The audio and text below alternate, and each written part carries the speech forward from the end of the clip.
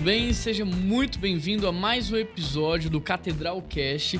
E hoje nós vamos conversar um pouco mais sobre essa série que a gente está desenvolvendo, política, cidade. O nosso intuito é, de alguma maneira, ajudar as pessoas que nos acompanham, que nos escutam, a votar melhor, a votar mais consciente, a saber o que estão fazendo, para que lá na frente a gente tenha um resultado melhor. Nós já fizemos alguns episódios sobre esse assunto em específico e hoje a gente vai avançar um pouco mais falando sobre conservadorismo e cristianismo. E para isso eu convidei aqui o pastor Renan, nosso Gomides. Olá, pessoal, tudo bem? Líder da nova geração aqui da Primeira Igreja Batista, alguém que está antenado a tudo que está acontecendo na sociedade, na juventude. Renan, seja bem-vindo mais uma vez ao Catedral Cast. Tem alguma coisa que você nunca falou para ninguém aqui, que ninguém saiba que você queira falar hoje? Cara, deixa eu pensar. Peguei Acho de que eu nunca surpresa, falei né? que eu gosto muito de Fusca. Acho que isso é uma novidade, pessoal. Boa, é verdade. O Renan gosta muito de Fusca. E se você tem um aí na sua casa e, quiser vender, desprender, talvez esse seja o momento, Renan. Vou só dar uma volta mesmo, já fico feliz. Mas vamos conversar sobre hoje, sobre conservadorismo versus cristianismo. Renan, o que você entende assim de diferente entre essas duas É interessante vertentes? a gente conversar das diferenças que muita gente confunde e às vezes até enxerga a mesma coisa. Eu acho que o conservadorismo ele vai muito tentar manter aquilo que um dia já foi colocado. Aquilo que Independente do que seja. Independente do que seja. Aquilo que um dia pregaram que era bom, que fazia bem e que devia ser o padrão da sociedade. Eu acho que o conservadorismo tenta trazer isso como realidade para os dias atuais. E o cristianismo é a nossa fé, é a nossa base de fé e valores, né? É a gente seguindo a Jesus Cristo, que foi um homem, que é um Deus que se faz vivo e que ele nos direciona do que é a nossa vida. E o interessante é que essa palavra conservadorismo, ela estava há muitos anos em desuso, né? E de 2018 para cá ela explodiu, né? E a gente fala muito sobre conservadorismo, talvez seja uma das palavras nesse tempo de eleição mais buscadas na internet, aí nas ferramentas de pesquisa. Mas é interessante a gente fazer esse paralelo, né? Porque nem tudo que talvez seja conservador possa ser bom. Por isso que é bom a gente talvez separar e explicar, porque alguns podem ser enganados com essa linha do conservadorismo. Como você define, então, o conservadorismo? Eu gostei dessa linha que você trouxe, porque o conservador, a gente pode pensar que é alguma coisa que está sendo conservada, né? Mas nem sempre é algo que é bom, né? Pode ser, às vezes, uma cultura negativa ou algo negativo, mas que é antigo e vem sendo conservado. Então, eu gostei dessa linha que você trouxe. Eu acho que é bom a gente pensar nisso, porque, por exemplo, se hoje a gente aprova a cultura do aborto, a gente aplaude essa cultura, né? A gente bate palma, valoriza isso, daqui 20, 30 anos, quando alguém tentar mudar, pode ser que as pessoas digam que manter o aborto é ser conservador. E, na verdade, não é. Então, o que a sociedade está chamando de conservadorismo, na verdade, na minha opinião, tem outro nome. E se chama cristianismo, né? Então, o cristianismo, ele traz uma linha, ele traz valores e princípios morais que norteiam a humanidade, fazendo com que haja harmonia. Então, é até importante a gente frisar aqui a necessidade do cuidado quando você for falar de conservadorismo. Porque às vezes eu tô trazendo conservadorismo para algo ruim do passado, sim, mas na verdade eu quero o cristianismo. Isso. E aí, o que então é legal observar? Bom, se a pauta é conservadora, vamos analisar então mais detalhadamente o que está sendo defendido, né? Por exemplo, talvez a gente possa pensar que um homem trabalhar 15 horas por dia, não ter contato com a família, sabe? Não ter tempo de qualidade com os filhos, com o cônjuge, pode ser algo conservador. Vamos defender isso, mas é o melhor? Não é o melhor. O machismo pode ser algo conservador? Pode ser algo que a pauta conservadora traga como relevante e não é o melhor. Qual que é o oposto de conservadorismo para você? O oposto eu não sei, mas o sinônimo, assim, talvez mais próximo, de fato, seja o cristianismo. Porque, por exemplo, se você perguntar, suponhamos que você seja um ateu, Vou te fazer algumas perguntas, responde aí. Certo. É errado matar uma pessoa? Sim, com certeza. É errado roubar uma pessoa? É errado mentir? Sim. Agora, da onde que o ateu tirou isso que é errado? Se não da Bíblia, que desde o princípio norteia a ética e a moral. Talvez ele não saiba que esses princípios e valores foram pautados na palavra. Talvez ele não saiba disso, mas foram pautados na palavra. Então, a gente precisa lembrar que a nossa sociedade ela foi construída com base em princípios que Deus estabeleceu. Então, se queremos ter uma sociedade boa hoje, para onde nós temos que voltar? Para a fonte, para a Bíblia, entende? Então, eu acho que é ali que a gente tem que pautar a nossa conversa. Eu acho que em 2018 foi tão em alta, tão em voga o assunto conservadorismo, porque eu creio que talvez o oposto de conservadorismo seja uma libertinagem tremenda. E vendo o Brasil caminhar para esse lado, as pessoas se preocuparam e levantaram a bola do conservadorismo. Isso que você está dizendo é legal, porque assim, a gente não está falando mal de quem defende a pauta conservadora, nós não estamos dizendo que eles estão errados. O que a gente está fazendo é só explicando melhor o que é o conservadorismo, para que as pessoas entendam e para que elas não sejam enganadas por pessoas que vão usar isso de má fé. Ah, não, eu sou conservador, sabe? Mas eu promovo o adultério, eu promovo a maldade, então não tem nada a ver com isso. Eu acho que a nossa discussão tem que ser o seguinte: se queremos ter uma sociedade justa, se queremos ter uma sociedade honesta e correta, nós temos que olhar para a Bíblia e falar e analisar o que Deus estabeleceu para que houvesse paz entre os homens. Então, para você, a gente não tem que buscar um político conservador, mas sim um político cristão? Não necessariamente um político cristão. Seria bom se todo político, se todo cargo de influência fosse um cristão, não um religioso, um cristão. Por quê? Porque o cristão, ele vive a abnegação, né? Ele vive um amor sacrificial. É o próximo, né? Amor de renúncia, é o próximo. Então, teríamos uma sociedade assim, muito mais justa, muito mais coesa, muito mais amigável, com a renda muito mais distribuída, porque é a linha do cristão. Agora, todo cristão é assim? Não, porque tem muitos que são religiosos, mas não são cristãos. Então, não é que a gente deve querer colocar lá só cristãos, mas deveríamos olhar para os candidatos que estamos elegendo se eles acreditam nos valores e princípios morais que a Bíblia instituiu como normativos da criação. A gente ouve muito por aí que o político ele é colocado para representar um certo tipo de povo. Então, o vereador ele é eleito por uma população que lhe agrada mais, o deputado e assim em diante. E aí, muitas pessoas usam a questão do Estado laico para justificar isso. Eu não tenho que colocar lá um deputado, um vereador cristão, mas eu tenho que ter alguém que represente o todo. Então, que vai representar uma religião, a outra, um certo tipo de povo. Na verdade, eu acho que a gente erra aí, justamente aí. É isso que eu quero entender de você. Na sua opinião, a gente tem que escolher pessoas que vão nos representar por nossos gostos e tipos, eu tenho que pegar alguém pelos valores e princípios pensando na nação como um todo? Porque a gente não tá falando de alguém que vai defender gosto, de alguém que vai defender tipo.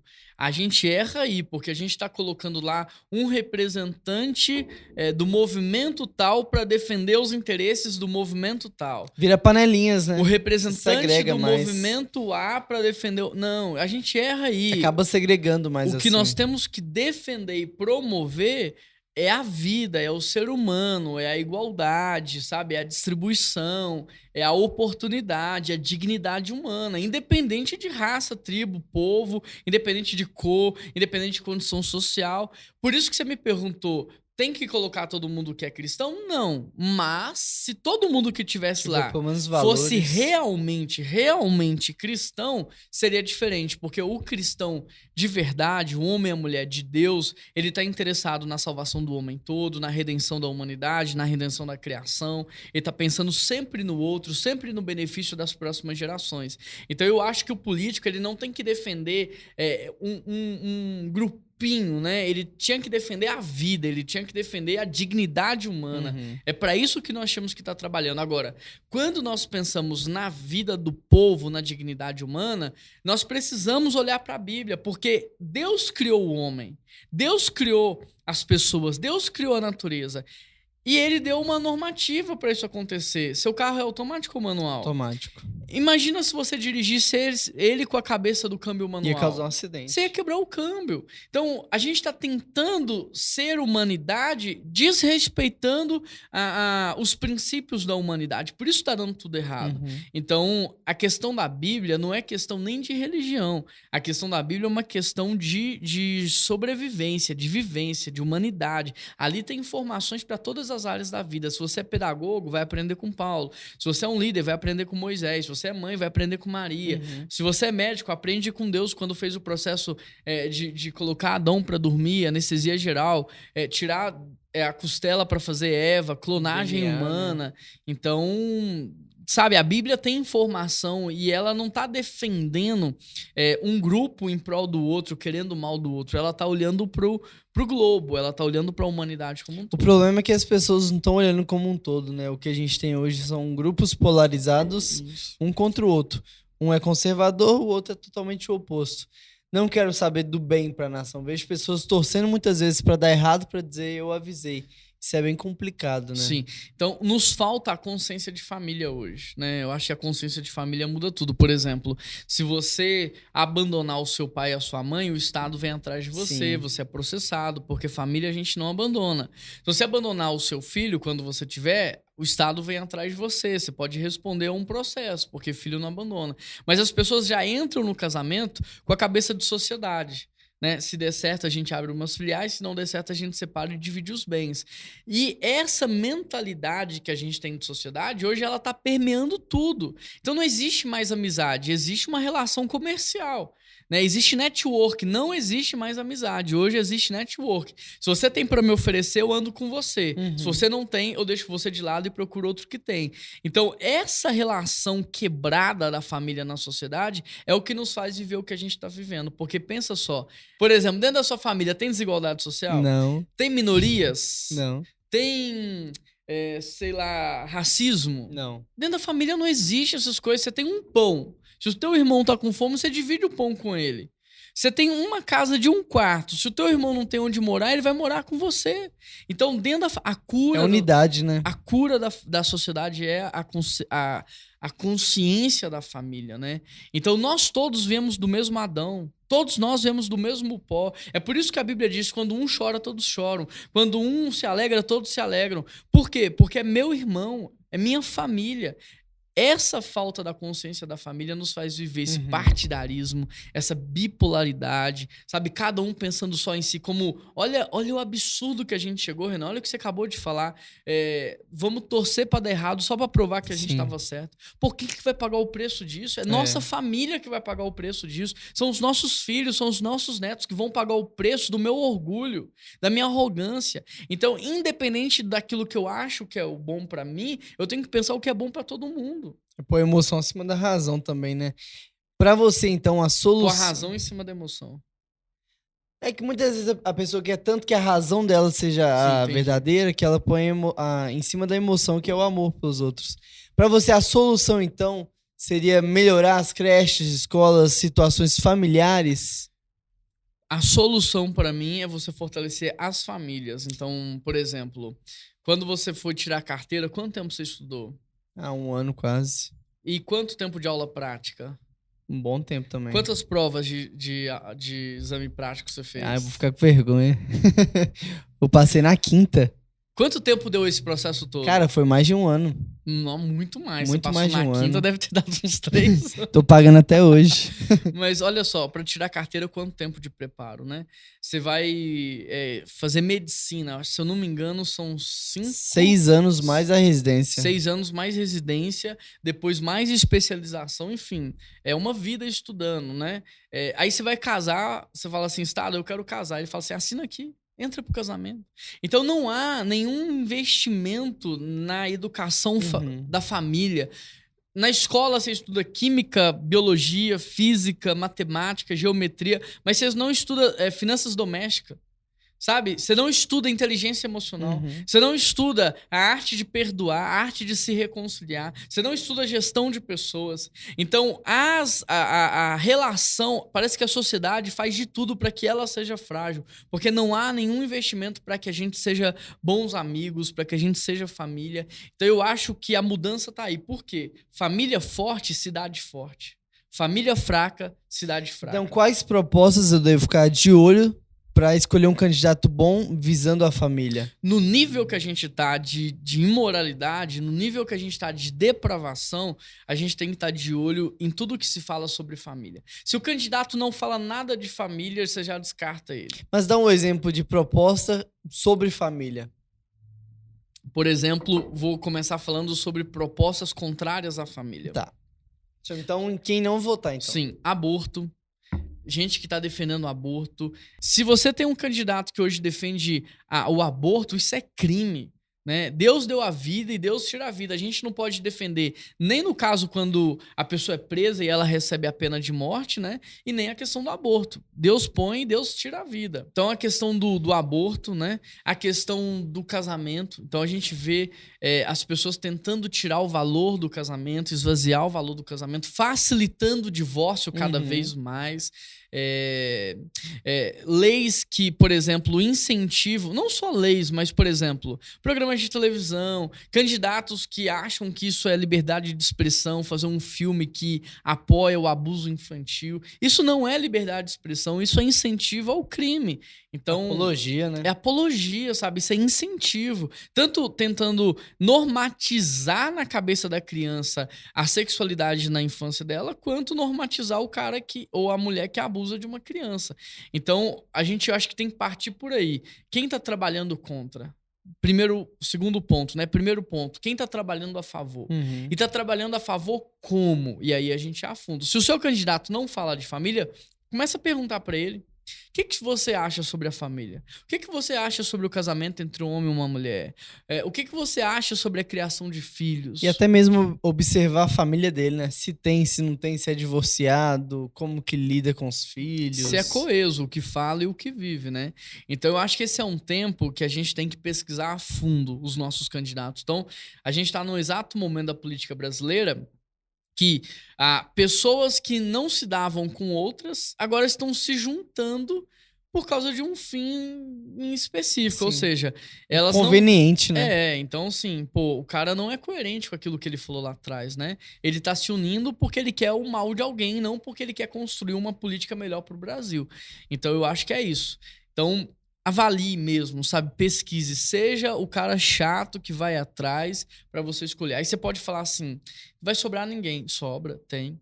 Conta no dedo de uma mão. Mas tem, né? Conta no dedo de uma mão, mas tem. Então se você for atrás e pesquisar, você vai encontrar. Então eu acho que no Brasil hoje, a gente tem que estar atento para que a gente não entre numa guerra que todo mundo vai perder. Essa guerra não é boa para ninguém. Nós temos que guerrear, mas uma guerra que valha a pena ser vivida. Eu acho interessante também a gente incentivar novas pessoas a se candidatarem, né? Eu cresci vendo que político era ladrão, que não era uma área para se envolver, mas eu acho que vale a gente esforçar, incentivar as pessoas a serem essas pessoas que vão estar lá, que vão ser honestas, vão ser... levar os valores de Deus, vai pensar na nação. Até antes disso, a gente pode, claro, com um fim último mas incentivar as pessoas a se prepararem melhor para a política, né? Porque hoje é o fulaninho da farmácia, é o cara do gás... jogador de futebol. É muito pouco preparo. Então, sim, incentivar os nossos jovens a estudar, mas não estudar de qualquer jeito, né? Levar a sério os estudos, aprofundar, ir atrás, pesquisar, ter experiência. Então, se Deus está te levantando para isso, não só estude, como vai trabalhar de graça para alguém, vai ter experiência, vai se relacionar com pessoas, vai aprender. E aí, quando chegar no tempo certo, você está preparado. Porque a oportunidade só é boa para quem está preparado para ela, né? Então é um tempo sim da gente incentivar a nova geração, não só a entrar na política, mas é um tempo de incentivar a nossa geração a se preparar para esse mundo que a gente está vivendo. Porque, por exemplo, dizem que a faculdade, quando o cara entra na faculdade e ele termina a faculdade, o conteúdo que ele aprendeu hoje é obsoleto em relação ao novo mundo que ele está vivendo. Então, a gente está num tempo de constante reciclagem, de constante aprendizado. As leis estão mudando, as coisas estão acontecendo a uma velocidade incrível. Então, nós precisamos incentivar os jovens a ter uma vida íntegra, a viver uma vida consagrada, a viver uma vida correta, a ter uma família exemplar, a estudar, a ser bom cidadão, bom exemplo. Olha aquele policial do Rio de Janeiro lá, né, que levantou várias bandeiras e agora descobriram um monte de podre a respeito dele, que a gente não sabe se é verdade ou não, mas pegaram filmes, vídeos dele enfim, a gente não sabe direito pra poder falar. Mas é isso, sabe? Se você pensa em fazer a diferença, cara, já leva a sério a vida que você vive hoje, porque lá na frente, o que você faz hoje pode desabonar a sua conduta. Sim. Alguém pode pegar o que você fez no passado, jogar no ventilador e isso destruir sua carreira. Então, é tempo de falar com a nova geração, se prepare desde já, vivendo uma vida consagrada, uma vida reta, uma vida íntegra, uma vida honesta. Dê bom testemunho em todos os lugares que você estiver e se prepare. Porque Deus não usa prédios, Deus usa pessoas, Ele quer usar pessoas. E aqueles que estiverem preparados vão ser usados pelo Senhor. Uau. Quer fechar, Renan, com alguma palavra? É isso aí, eu acho que a gente tem que despertar. A nossa geração tem sido vista como uma geração que dorme, uma geração parada, uma geração que não sonha. Então é hora da gente levantar, de pensar em marcar, de pensar em transformar, de estudar, de inovar, seja na política, seja na sua profissão, na sua faculdade. Deus está te chamando para fazer a diferença, então faz a diferença. Sim. E essa briga, gente, não é entre A ou B. A gente sabe, não é alguém tem que ganhar. Todo mundo tem que ganhar. A nação tem que ganhar. A nação tem que ganhar. Então, coloque o seu orgulho de lado, coloque o seu ego de lado e vamos pensar no bem de todo mundo. Por exemplo, o aborto é bom para todo mundo? A gente não corrige um erro com o outro. Tudo bem, a mulher às vezes foi abusada, né? Mas, pô, agora ela vai carregar duas dores, a dor do abuso e a dor do homicídio. Será que isso vai ser bom para ela? E a criança que perdeu a oportunidade da vida e percebe, então, o que é bom para todo mundo? Legalizar as drogas é bom para todo mundo ou só vai, de alguma maneira, incentivar mais o consumo? Então, nós, de fato, precisamos abrir mão do nosso orgulho, pensar no que é bom para todo mundo e lembrar, mesmo que você não seja uma pessoa religiosa, não seja uma pessoa de fé, ainda assim, a Bíblia tem valores e princípios morais que norteiam a nossa relação. E mesmo que você não acredite no sobrenatural, já foi provado que se você viver aquilo ali, você vai ter uma vida boa. Então a gente tem que respeitar a Bíblia, porque é um livro de sabedoria prática para as nossas vidas. Amém. Também. Obrigado, viu, Renan? Tamo junto. Obrigado pela participação. Você que tá aí no Spotify, compartilha no Instagram, dá para você compartilhar direto no seu Instagram, nos stories aí. E, sabe, a nação precisa ouvir tudo isso que está sendo dito e você pode ser usado por Deus dessa maneira. Se inscreva aqui no nosso Spotify também. E se você estiver vendo a gente pelo YouTube, o que dá pra fazer, Renan? Curtir, comentar e compartilhar. Quanto que paga pra fazer isso? Cara, é caro. Paga nada, né? É de graça, né? Mas você ajuda o nosso conteúdo. Quanto tempo demora pra fazer isso tudo? Uns 2 segundos? 2 segundos, né? Então ajuda a gente, curta, compartilha, sabe? Comenta aí, manda nos grupos de WhatsApp, sabe? Eu acho que isso vai ajudar muito as pessoas. Você vai ser muito usado por Deus só de compartilhar esse conteúdo nas suas redes sociais. É isso aí, gente. Deus abençoe vocês, um grande abraço e até semana que vem. Tchau, tchau. Tchau.